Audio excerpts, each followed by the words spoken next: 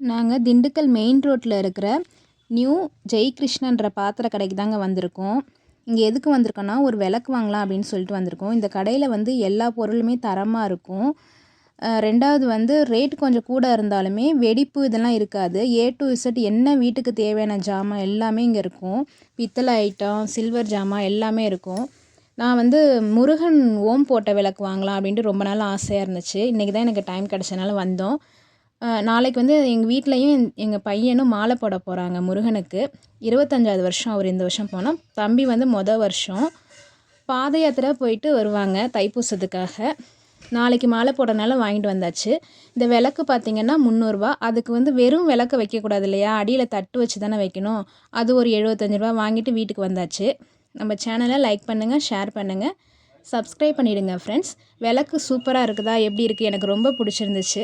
Okay bye.